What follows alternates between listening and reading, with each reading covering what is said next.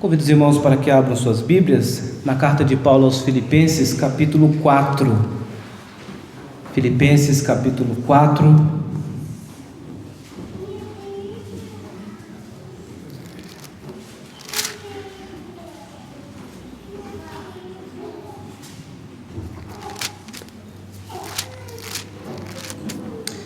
Faremos a leitura a partir do verso 10 até o verso 20. Filipenses 4, do 10 ao 20. Diz assim a palavra de Deus: Alegrei-me sobremaneira no Senhor, porque agora uma vez mais renovastes a meu favor o vosso cuidado, o qual também já tinhas antes, mas vos faltava a oportunidade. Digo isto não por causa da pobreza, porque aprendi a viver contente em toda e qualquer situação, tanto ser estar humilhado, como também ser honrado. De tudo, em todas as circunstâncias, já tenho experiência, tanto de fartura como de fome, assim de abundância como de escassez. Tudo posso naquele que me fortalece. Todavia, fizestes bem, associando-vos na minha tribulação. E sabeis também, vós, ó Filipenses, que no início do Evangelho, quando parti da Macedônia, nenhuma igreja se associou comigo no tocante a dar e receber, senão unicamente vós outros, porque até para Tessalônica mandastes não somente uma vez, mas duas, o bastante para as minhas necessidades. Não que eu procure o donativo, mas o que realmente me interessa é o fruto que aumente o vosso crédito. Recebi tudo, tenho abundância, estou suprido, desde que Epafrodito me passou as mãos e que me veio da vossa parte como aroma suave, como sacrifício aceitável e aprazível a Deus. E o meu Deus, segundo a sua riqueza em glória, há de suprir em Cristo Jesus cada uma de vossas necessidades. Ora, a nosso Deus e Pai seja a glória pelos séculos dos séculos. Amém. Senhor Deus, nós suplicamos que o Senhor fale conosco. Precisamos ouvir a Tua voz por meio da Tua palavra. E que ao ouvirmos a voz do Senhor, ó Deus, nós possamos entender a Tua vontade, sermos instruídos por Ti, para que possamos durante essa semana caminharmos servindo ao Senhor a partir da orientação Tua para a nossa própria vida. É o que nós Te pedimos, em nome de Jesus, amém. Irmãos, todos nós desejamos ser felizes. Eu acho que o mundo, a sociedade de modo geral hoje, ela busca isso, né? Ela quer a felicidade. Tem até um filme com esse tema, Em Busca da Felicidade. É um anseio das pessoas. As pessoas, elas desejam o bem-estar, elas desejam felicidade, elas desejam a cada dia ter uma vida melhor. Porém, ao mesmo tempo que se busca essa felicidade, também é nítido e podemos perceber que isso não é uma tarefa muito fácil, por alguns motivos, obviamente. Talvez uma concepção errada do que seja felicidade, ou até mesmo por achar que, por ter uma concepção errada, achar que felicidade nós provocamos a partir daquilo que nós conquistamos. E pensando nisso, sobre essa busca do ser humano por ser feliz, por encontrar a chave para a felicidade, é que a Universidade de Harvard fez uma pesquisa acerca deste assunto. Uma pesquisa com 4.000 pessoas de vários países. Entre essas pessoas tinha milionários, e a pergunta que foi feita para essas pessoas foi: vocês estão satisfeitos com aquilo que vocês têm? Bom, um quarto, 25% dos milionários, por exemplo, responderam que para que eles pudessem de fato serem felizes, a fortuna deles deveria ser aumentada em 1000%. 1000%. Então eles disseram: ainda eu tenho, mas ainda não é suficiente para que eu seja uma pessoa feliz. A outra pessoa disse: para mim ter felicidade eu preciso conseguir resolver todos os meus problemas. Eu ainda tenho problema, encontro dificuldade no dia a dia, então não sou uma pessoa completamente feliz. Outros, não milionários, mas de classe baixa, disseram: não sou feliz porque eu não tenho dinheiro, não tenho recurso. Mas eu tendo dinheiro, eu tendo o emprego dos meus sonhos, eu vou ser uma pessoa feliz. Outros disseram: felicidade para mim é conquistar aquilo que eu almejo, é ter em mãos aquilo que eu desejo para a minha vida.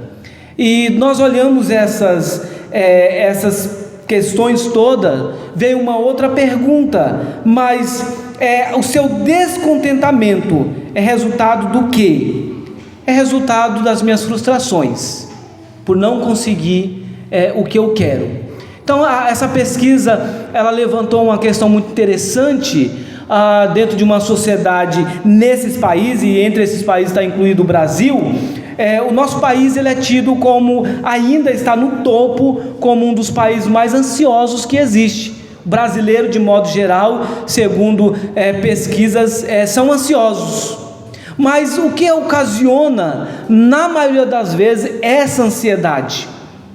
Muitos vão identificar a ansiedade como não conseguir ou se preocupar demasiadamente com aquilo que ainda não conseguiu. Mesmo que estivesse trabalhando para isso, mas eu sofro porque aquilo que eu tanto almejo para a minha vida não veio na velocidade que eu planejei. Então, se não vem no tempo que eu quero, eu sou uma pessoa frustrada, então eu não sou feliz. Então esse é um dado.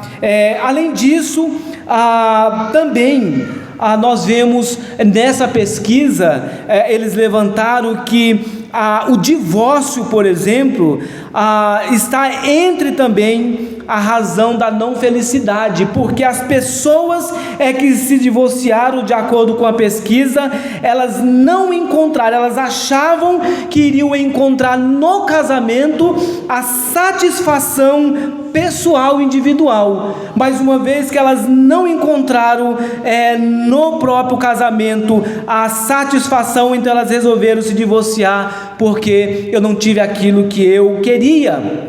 Eu construí uma perspectiva, uma visão de relacionamento a partir daquilo que eu quero do outro, e aí não consegui realizar.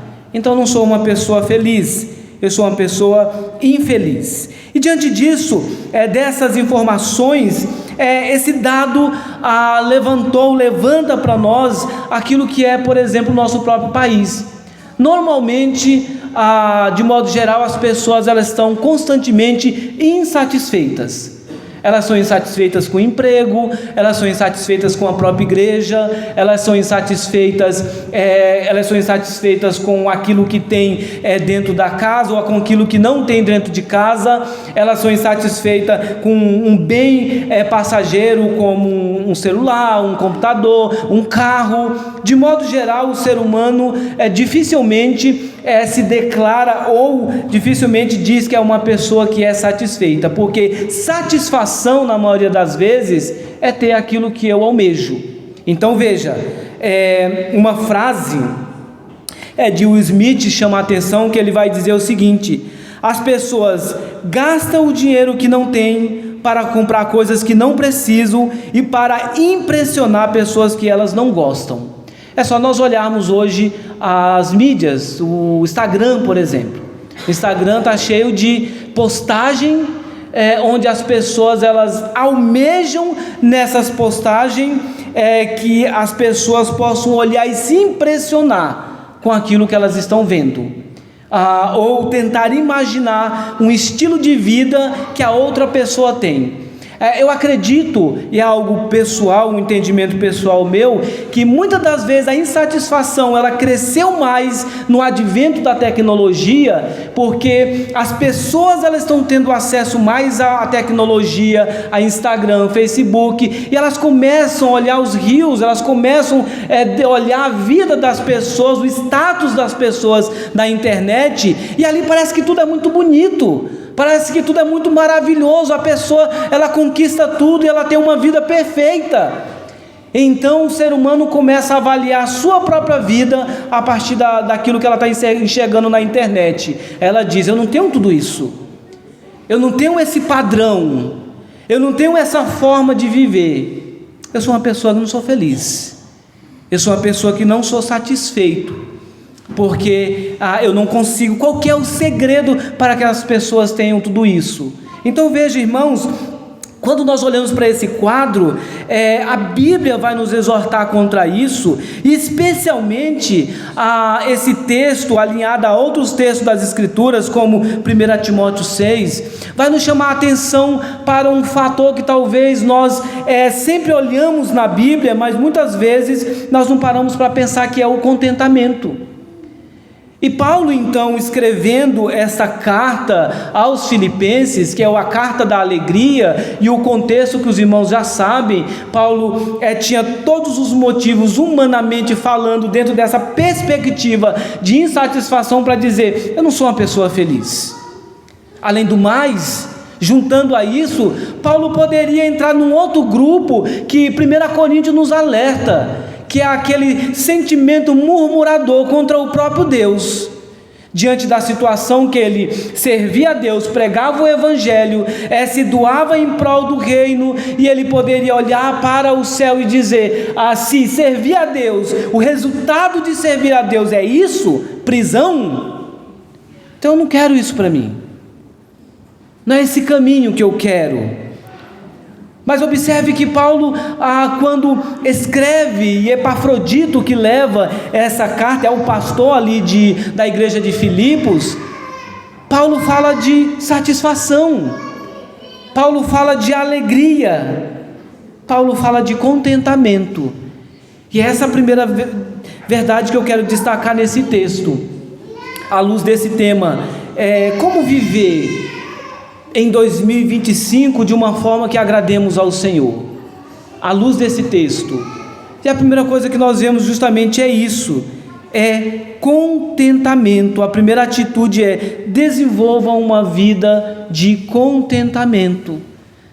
Seja uma pessoa contente, seja uma pessoa satisfeita, e veja, não compreenda contentamento, satisfação com comodismo, porque talvez você possa sair daqui e dizer o seguinte: olha, a minha casa está desmoronando, há um monte de coisa, eu tenho planos, mas a partir daquilo que eu ouvi nessa noite, eu não vou mais sonhar, não vou mais planejar, eu não vou mais arrumar nada dentro da minha casa, que eu sou contente, está caindo tudo, mas eu sou contente.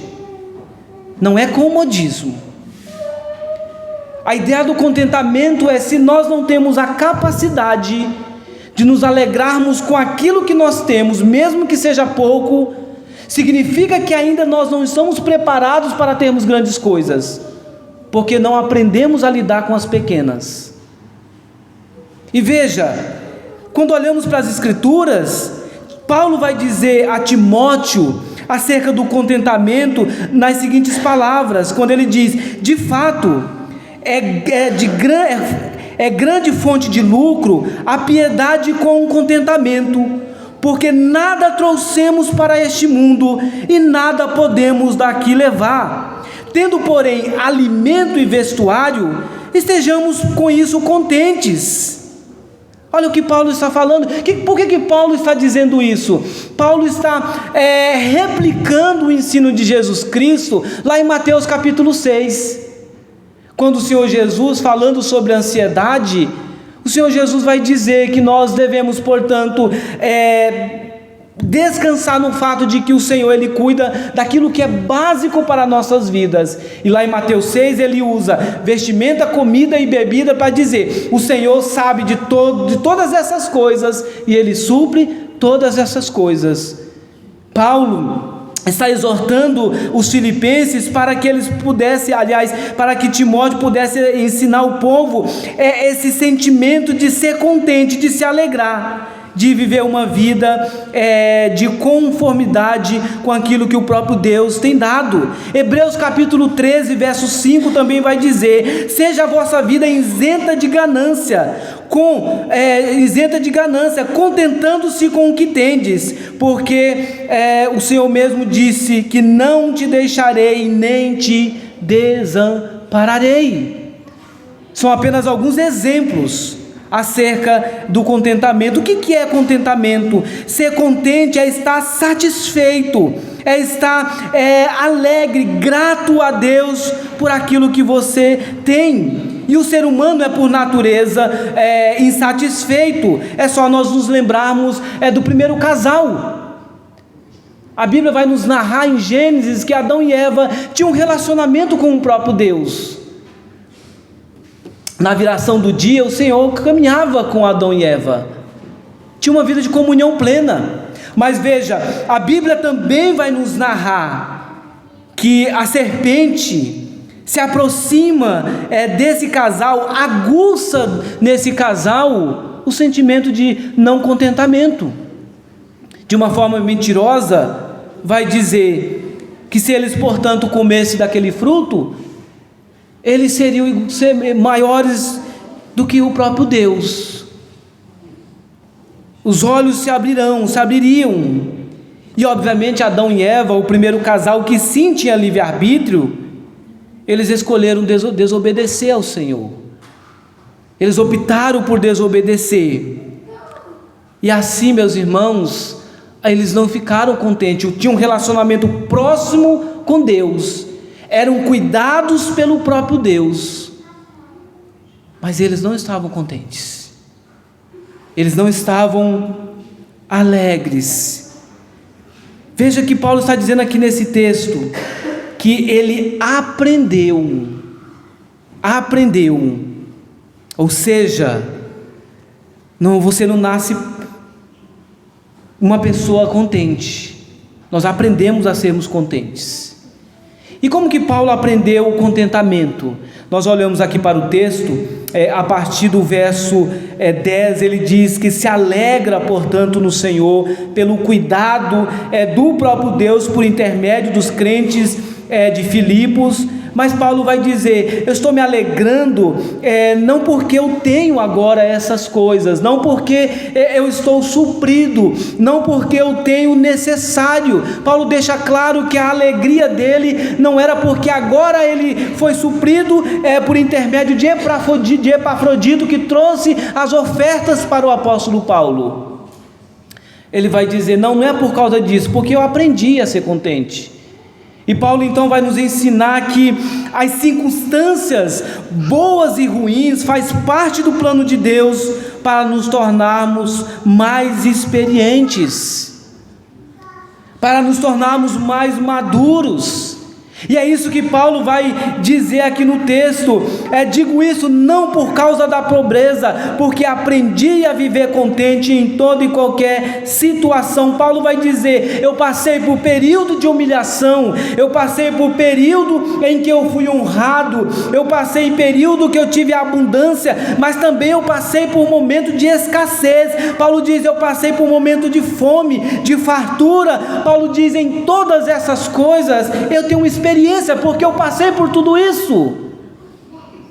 E essas coisas então deram a Paulo, desenvolveram no coração de Paulo esse sentimento de ser uma pessoa contente. O aprendizado nas lutas, o aprendizado na tribulação. Ele estava satisfeito em qualquer circunstância, no muito ou no pouco, em escassez ou em abundância. Paulo diz: não, eu sou uma pessoa que tenho satisfação. Não é as coisas que vão me dar esse sentimento, mas mesmo na ausência delas, eu estou satisfeito em Deus. Eu estou contente em Deus. Contentamento é um sentimento de descanso ou de paz, que vem pelo fato de estarmos próximos de Deus e de saber que Ele está no controle de todas as coisas. É o contrário da ansiedade, é o contrário da murmuração, é o contrário da avareza, é o contrário da inveja, é o contrário da ambição. A pessoa que desenvolve o contentamento, ela não se entristece com o crescimento do outro. A pessoa que é contente, ela não se frustra porque as outras pessoas estão progredindo, as pessoas estão crescendo e ela não. Uma pessoa contente entende que o Senhor é aquele que age no tempo oportuno, no tempo devido. É de saber que se você está num período de adversidade, lutas da sua vida, é porque o Senhor tem um propósito com isso. E devemos, portanto, passar as tribulações, confiantes na certeza de que as tribulações é um elemento necessário para amadurecer a nossa fé, o nosso relacionamento com Deus. Você é uma pessoa contente? E você vai descobrir a origem do teu contentamento, se é uma origem bíblica ou se é uma origem terrena, quando você responder a segunda pergunta. A primeira é: você é uma pessoa contente? Você diz sim. Por que você é contente? Porque se a sua resposta estiver baseada em bens materiais, então esse contentamento ele é passageiro, ele é terreno. Paulo diz que o seu contentamento estava no fato de que ele tinha um relacionamento com o próprio Deus. E aí vem a segunda questão, a segunda lição nesse texto. Caminhar em 2025 é não só desenvolver uma vida de contentamento, mas é ao mesmo tempo você confiar que em todas as circunstâncias você vai ser fortalecido pelo Senhor. Observe o verso 10, quando ele diz, aliás, o verso 13: tudo posso naquele que me fortalece. Esse versículo não é um triunfalismo. Esse versículo não é um versículo em que mostra que o crente vai viver uma jornada triunfante, em que nada vai acontecer com você, que você não vai passar por adversidade. O tudo posso que me fortalece, ele só pode ser compreendido à luz dos versos anteriores. Quando Paulo diz: passei por adversidade, por escassez, por fome, tive abundância, tive necessidade, tive tudo isso, mas em todas essas circunstâncias, eu fui fortalecido pelo Senhor. Aí esse verso 13 faz sentido, ele não pode ser isolado do texto. Em todas as circunstâncias eu sou fortalecido pelo Senhor. Tudo posso naquele que me fortalece. Tudo o quê? Mesmo na abundância, na escassez, na honra ou na humilhação. Não importa o contexto que eu esteja vivendo. Se eu vivo uma vida de contentamento, eu posso descansar na certeza de que o Senhor estará me fortalecendo. O Senhor estará cuidando da minha própria vida. E Paulo por experiência própria poderia falar isso, poderia dizer essa verdade, porque em vários momentos ele pôde contar com esse cuidado do Senhor.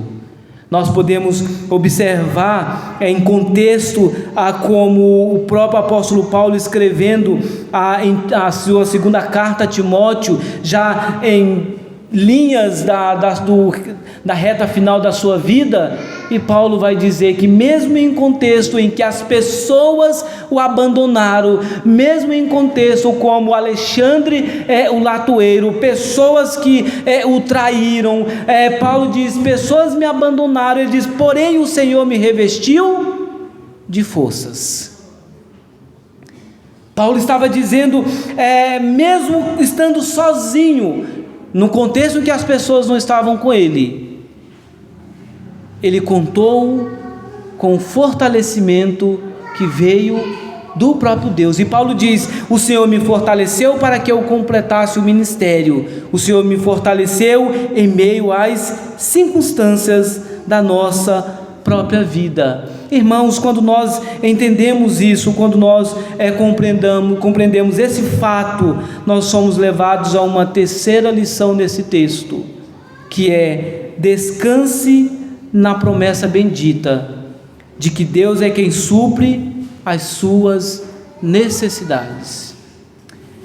Paulo diz aqui no texto, depois que ele fala: tudo posso naquele que me fortalece, ele louva a Deus pela vida dos filipenses, e Paulo entende que Deus, portanto, é aquele que usou os filipenses para abençoar a vida do apóstolo Paulo, mas isso não dava crédito aos filipenses, mas sim ao próprio Deus, porque todo bem, todo cuidado vem do próprio Deus, a origem vem do próprio Deus. Quando Paulo relata a forma providencial que o Senhor age na vida do apóstolo Paulo, ele encerra com um tom de exultação, de glória, de glorificação a Deus, e dizendo: e o meu Deus, segundo a sua riqueza em glória, há de suprir em Cristo Jesus cada uma das vossas necessidades. E entenda aqui, necessidades não é só necessidades materiais, necessidades emocionais, necessidades espirituais, tudo aquilo que é necessário para nós como povo de Deus viver uma vida de comunhão com o Senhor. Nós podemos descansar na promessa bendita que é o Senhor quem supre as nossas reais necessidades. Nós estamos cansados, fadigados, temos promessa de Deus, o próprio Senhor Jesus Cristo, lá em Mateus 11, dizendo: vinde a mim, você está cansado, você está sobrecarregado, vinde a mim todos os que estáis cansados e sobrecarregados, e eu vos aliviarei. Nós temos uma palavra vinda por intermédio do apóstolo Pedro, dizendo: lançai sobre ele toda a vossa ansiedade, porque eu tenho cuidado de vocês. Descansar na promessa bendita de que é Deus quem supre as nossas reais necessidades. Isso é uma constatação, mas ao mesmo tempo é um alerta para nós, porque às vezes, irmãos, nós podemos desenvolver a mentalidade que somos nós que fazemos as coisas acontecer. O emprego que você tem foi Deus que deu, então Deus está suprindo a tua necessidade por meio do emprego. Mas se você também não tiver um emprego, Ele vai prover meios, de qualquer forma o Senhor vai prover meios, porque é Ele que supre, é Ele que cuida. Se nós estamos em crise emocional, o Senhor é aquele que cuida das nossas emoções. Se nós estamos vivendo uma crise espiritual, é Ele que cuida da nossa espiritualidade. Em Cristo, em Deus, nós temos a fonte para viver uma vida de confiança, de serviço a Ele. Por isso que Paulo diz: é Ele que supre cada uma das suas necessidades. Qual é a sua necessidade? Qual é a sua angústia? O que tem inquietado o teu coração? A promessa de Deus é Ele que supre, é Ele que cuida. Se você está se sentindo fraco, Ele é a fonte do fortalecimento, Ele é aquele que nos revigora, é aquele que nos dá ânimo. E por que Ele faz tudo isso? Porque Ele está perto de nós, porque Ele está conosco. Descanse na promessa de que o Senhor cuida da sua vida. Em todas as circunstâncias você pode contar com um fortalecimento que vem do próprio Deus. Por isso, não importa o contexto em que você está vivendo, seja contente, se alegre, tenha motivos de gratidão ao Senhor, e que esses motivos de gratidão não seja simplesmente porque você tem algum bem material. Paulo está escrevendo para esses crentes e o apóstolo Paulo está falando de um contexto de sofrimento. Mas o que Paulo quer dizer para os filipenses é: vocês não podem ficar assim, alegre-se, vocês têm motivos para se alegrar, porque vocês são cuidados pelo próprio Deus, vocês são sustentados pelo próprio Deus, e uma vez que nós somos sustentados, devemos experimentar a paz que vem daquele que nos preenche e que nos mantém todos os dias. Por isso que Paulo encerra dizendo: ora, a nosso Deus e Pai seja a glória pelos séculos dos séculos. E aí nós voltamos ao início. Segundo a pesquisa levantada pela Universidade de Harvard, ser feliz é ter a fortuna aumentada, é ter a vida do lar em dia, é conseguir me satisfazer naquilo que eu entendo que é o certo. E para você,